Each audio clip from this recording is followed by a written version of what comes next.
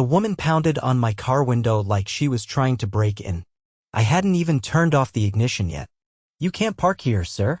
This is HOA property. You need to hand over your keys immediately," she said, holding up a laminated card that looked like it had been printed at a gas station photo booth.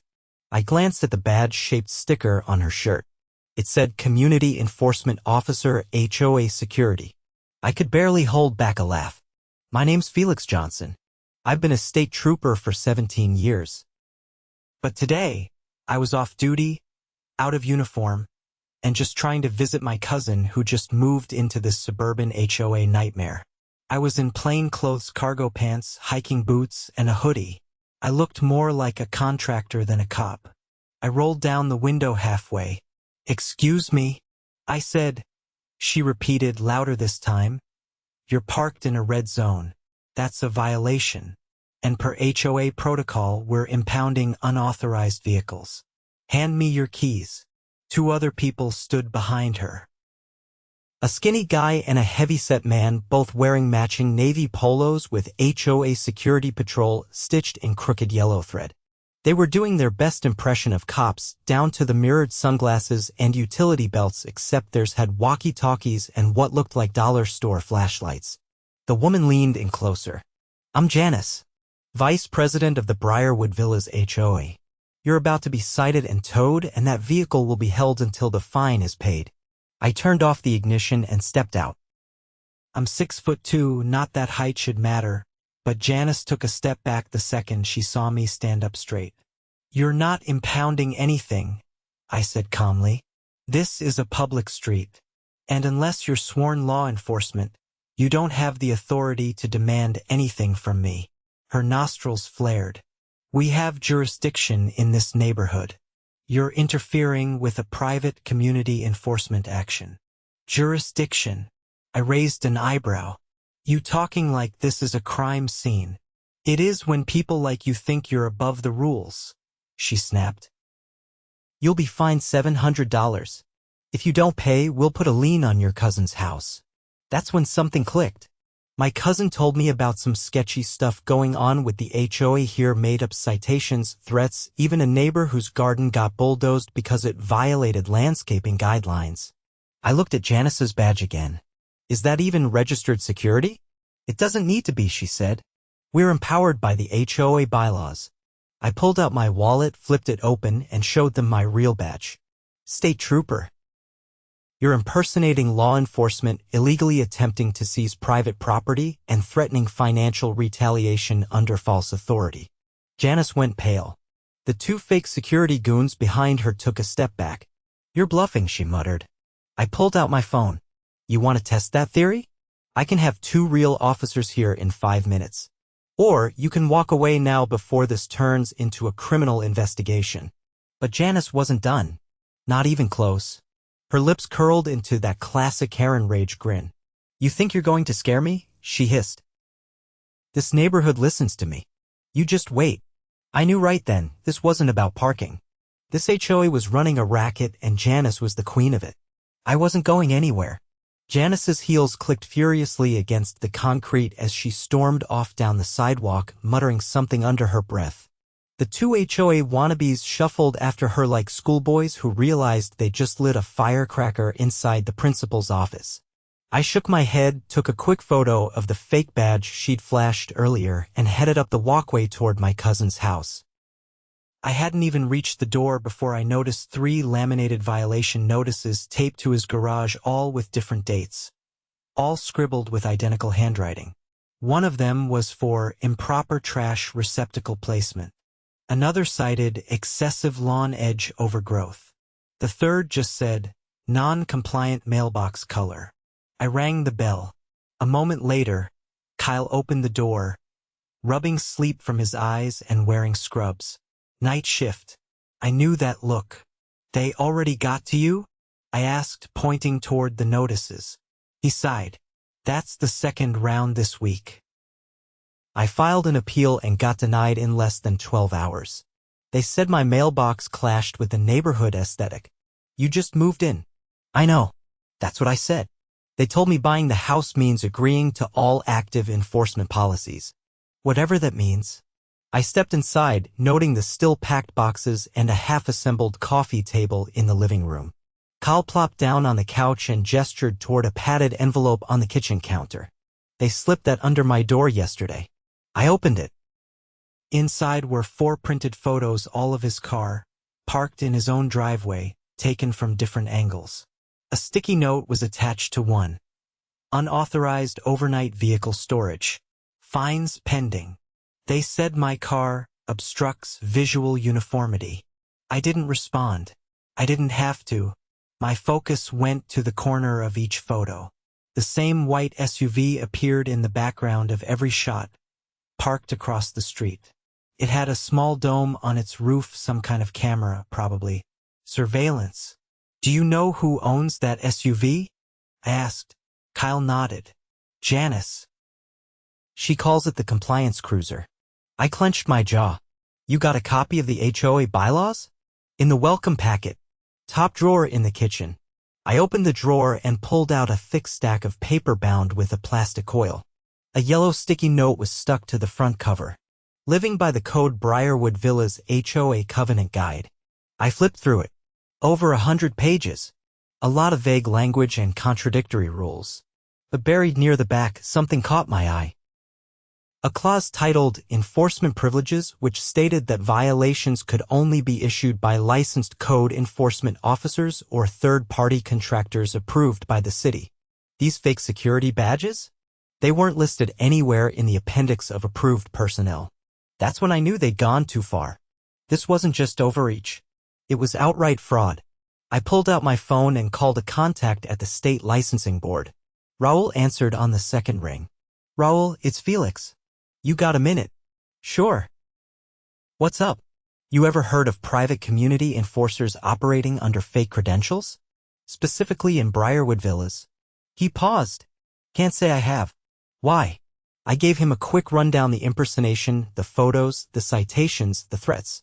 He listened without interrupting. That's a serious problem, he said when I finished. If they're acting under the guise of authority and issuing financial penalties, they're crossing into criminal territory. That's extortion.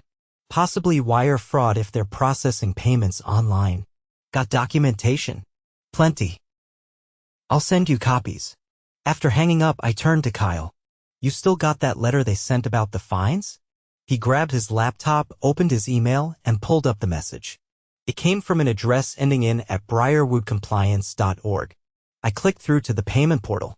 It asked for routing information and claimed overdue balances could be escalated to collections. I took a screenshot and forwarded it to Raul. By now, I had a clear picture. Janice and her little HOA empire had set up an entire shadow enforcement system. Fake officers. Fake fines. Real money.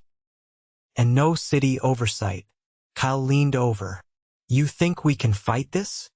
We can do more than that. I spent the next 2 hours helping him gather every piece of correspondence he'd received.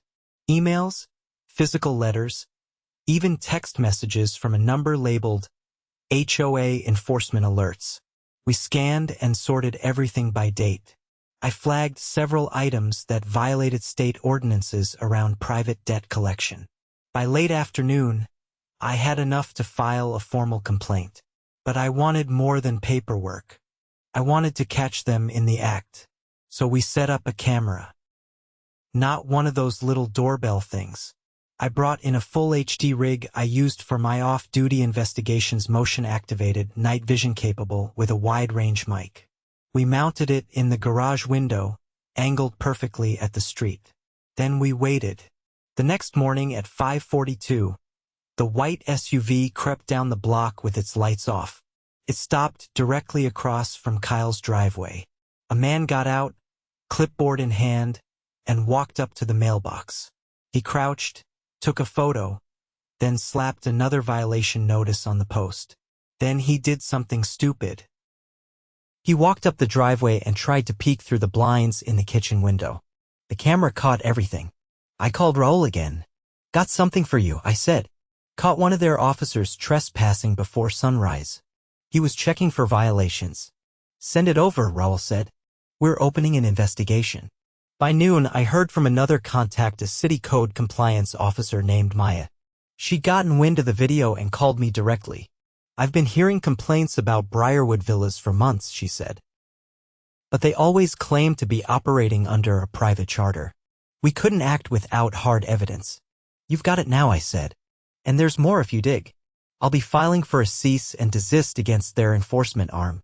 If they're issuing citations without authorization, they're in violation of several municipal codes. That evening, Kyle and I sat on the porch sipping iced tea when a black sedan rolled down the street. 2 city compliance officers stepped out and knocked on Janice's door. She answered with exaggerated surprise, but within minutes her voice turned shrill. The officers remained calm, taking notes, handing her a packet of paperwork. She tried pointing toward our house. The officers didn't even look. Then something incredible happened. Neighbors started emerging from their homes. One by one, some holding their own violation notices, some with folders, others just watching. A man in his 60s walked over and introduced himself as Walter. She threatened to fine me for having a flagpole, he said, shaking his head. Told me it interfered with the community skyline. A woman in running gear joined us. I had to pay $300 for a missing shutter. It wasn't missing, it was being painted. Within 10 minutes, a small crowd had gathered. People started comparing notes, stories, paperwork. Someone mentioned starting a petition. Another said she'd been recording her own interactions. Briarwood's residents were waking up. And Janice? She was still arguing on her porch, waving her arms, the city officers unmoved. By the time I left that evening, Kyle's mailbox was violation-free. And for the first time since he'd moved in, he looked like he could breathe. But I wasn't done yet. I had a plan, one that would pull the curtain back on the whole operation. Because if Janice and her cronies thought they could run a fake police force in broad daylight, they were about to find out what happens when the real law shows up.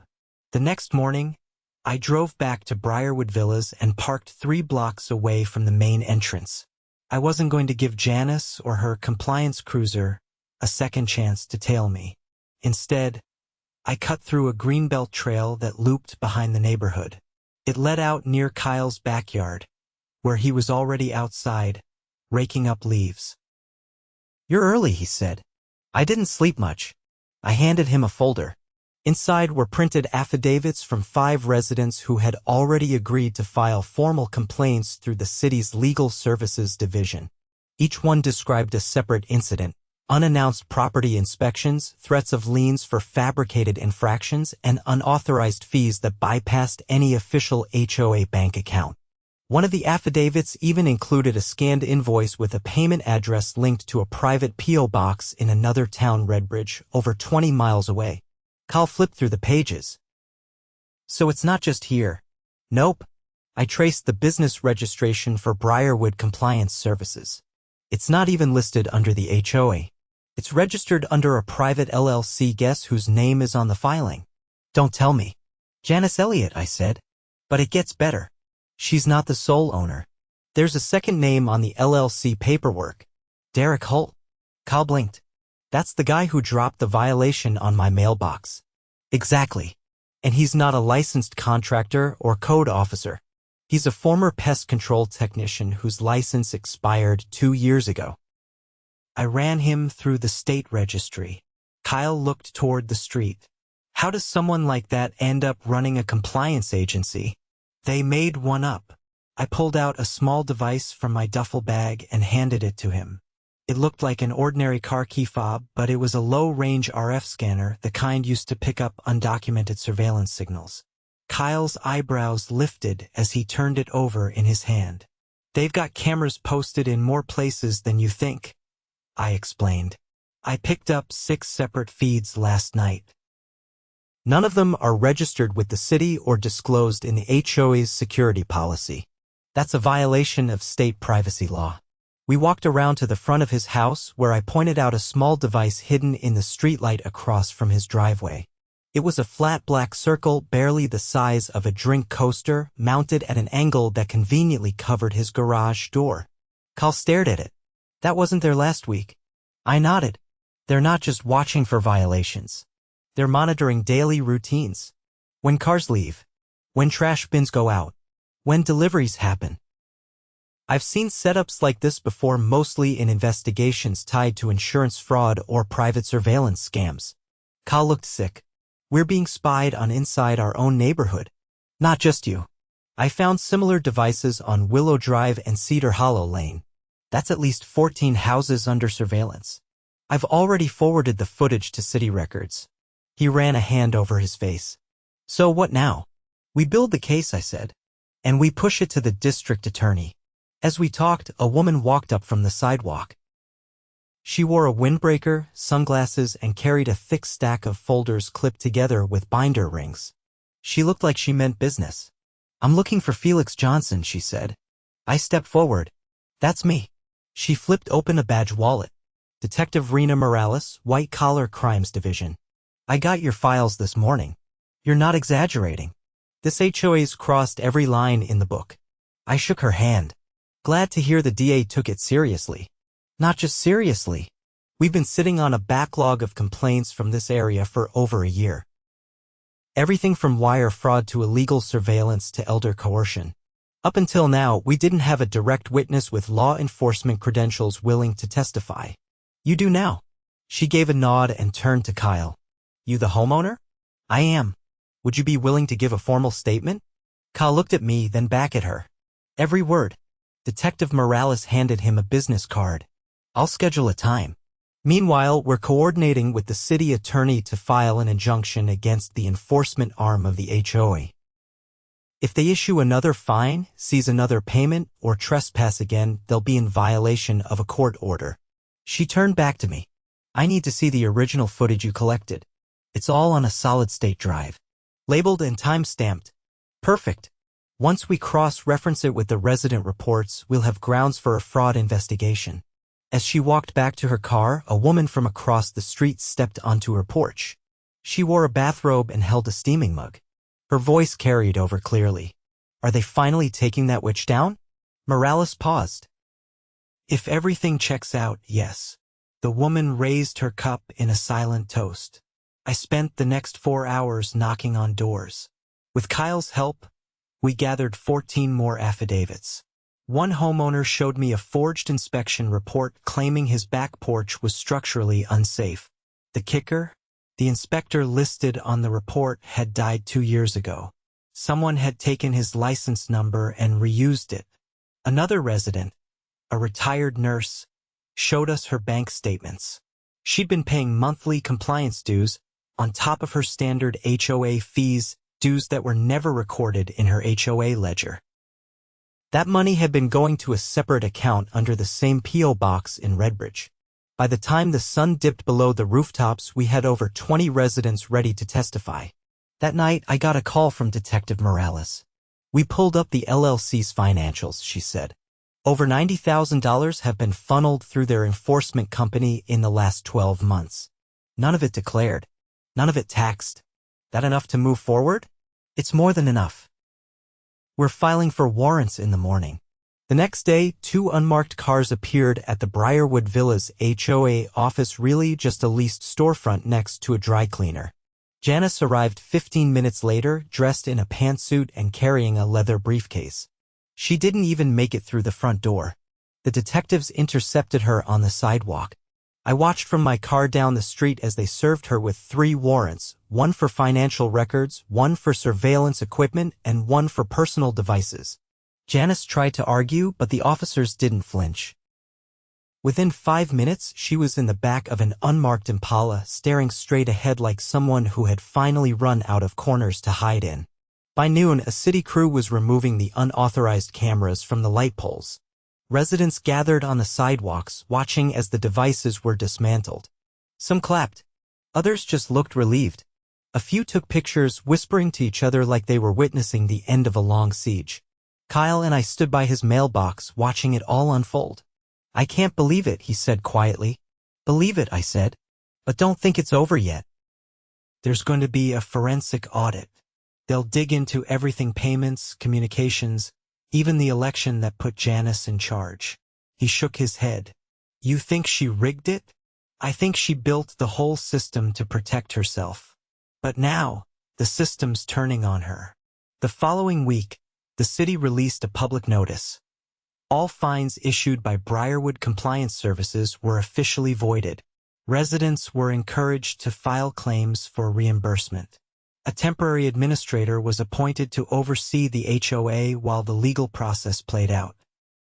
Janice was charged with 6 counts of wire fraud, 3 counts of impersonating a public official, and 1 count of felony conspiracy. Derek Holt was picked up 2 days later. They found a storage unit registered under his name packed with surveillance equipment, blank citation forms, and a binder labeled resident targets. The neighborhood was quiet after that. No more compliance cruiser. No more late-night photos. No more bogus notices taped to front doors. Cal finally unpacked the last of his moving boxes. He even planted a set of solar lights along his walkway, something that would have earned him a citation the month before. As for me, I returned to duty the following Monday. But I kept a copy of the HOA's fraudulent filings, the surveillance footage, and the affidavits on a backup drive. Because I've seen this before, and I'll see it again. Some people crave control so badly, they'll build a kingdom out of fear and paperwork. But all it takes is one person with a badge and a long memory to bring the whole thing down. The courtroom was quiet, save for the rustle of papers and the occasional cough from the gallery. It had taken 4 months to get here, 4 months of depositions, subpoenas, and a forensic audit that pulled the last brick from Janice Elliott's crumbling empire.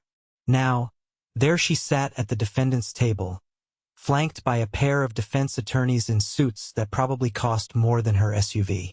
She kept her hands folded, her expression carefully blank, as if sheer willpower could keep her version of reality intact. I sat 2 rows back, plain suit, clean shave, watching the prosecutor lay out the final piece of the puzzle. This wasn't a misunderstanding, Assistant District Attorney Patel said, pacing slowly in front of the jury. This was a calculated scheme, designed to look like community oversight while functioning as a private toll gate. A toll gate where the fees were directed not toward public improvement, but into the personal accounts of the defendants. He turned slightly, gesturing toward the overhead screen. A scanned document flickered into view, an invoice labeled Enforcement Fee, Lawn Inconsistency. The billed amount was $250. Over 1,400 of these were issued in 18 months, Patel said. None of them authorized by city code. None of them recorded in the HOA's official budget. All of them processed through a shell company. The jury watched silently. Some leaned forward. Janice's attorneys didn't object. They'd already burned through their best arguments weeks ago. Claims of delegated authority, misunderstood bylaws, and aggressive but legal enforcement had all been dismantled by public records and sworn testimony. But what really sealed it was the audio. Play Exhibit 47, Patel instructed. The system clicked. A recording began to play, grainy but clear. A male voice, tense and hurried. If anyone starts asking questions, we say it's a subcommittee decision. We don't mention the LLC. And make sure Janice signs off on the next round of fines. She's got the account access. That voice belonged to Derek Holt. The jury had already heard his full confession days earlier, given in exchange for reduced sentencing.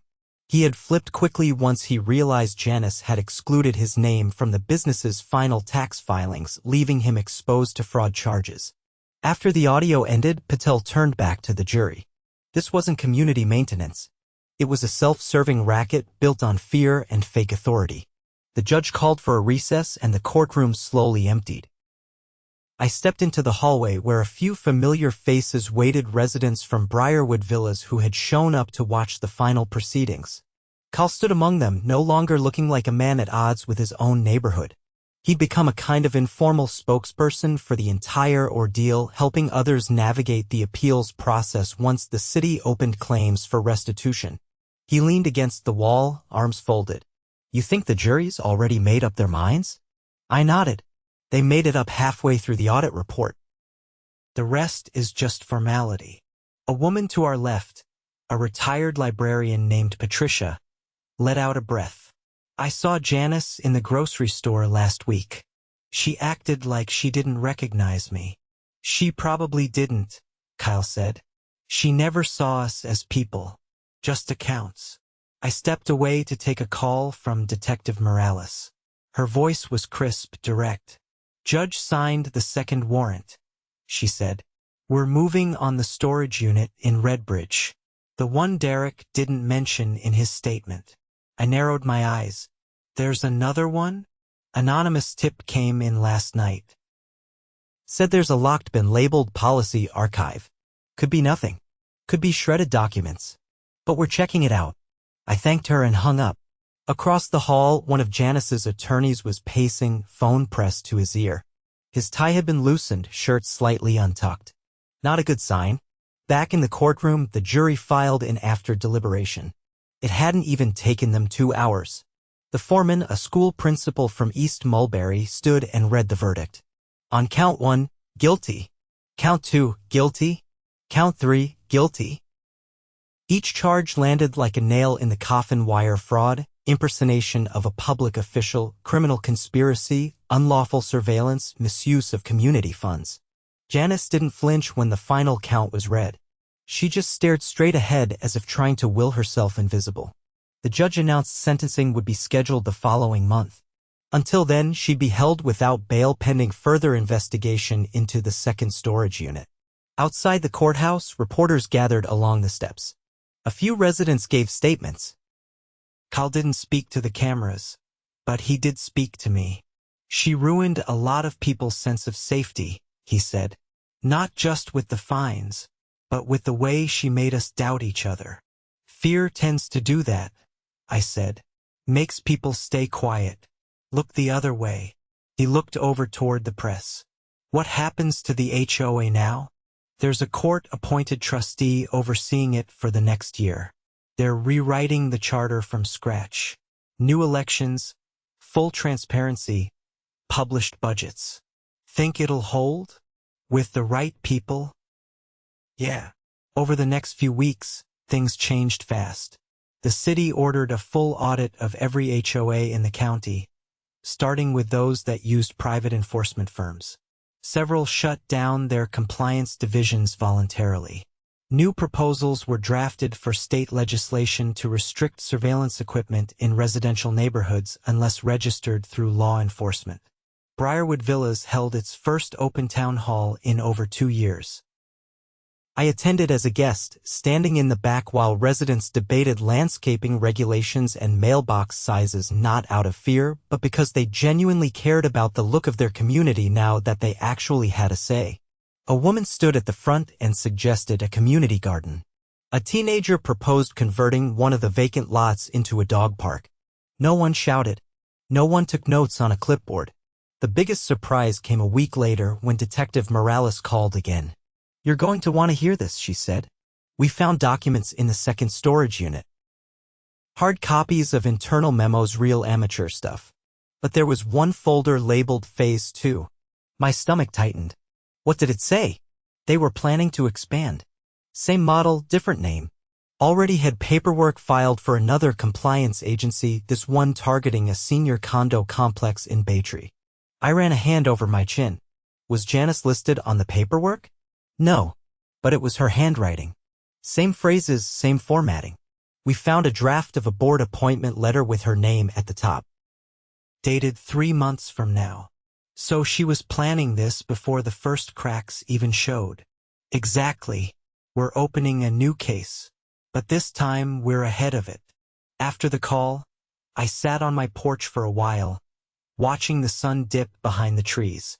I dealt with criminals in every form: smugglers, con artists, street hustlers, but this had been different. This was someone who used paperwork and policy like a weapon, who wrapped control in layers of bureaucracy and wore self-righteousness like armor. But even that couldn't protect her from the truth. A week later, I got a letter in the mail. It was from the new Briarwood Trustee Board, signed by multiple residents. They thanked me for exposing the scheme, for showing up when they felt no one else would. I didn't need the thanks, but I read every word. Sometimes, Justice doesn't come with sirens or handcuffs.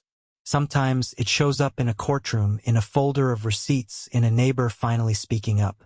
And sometimes it starts with a fake badge and an angry woman demanding your car keys.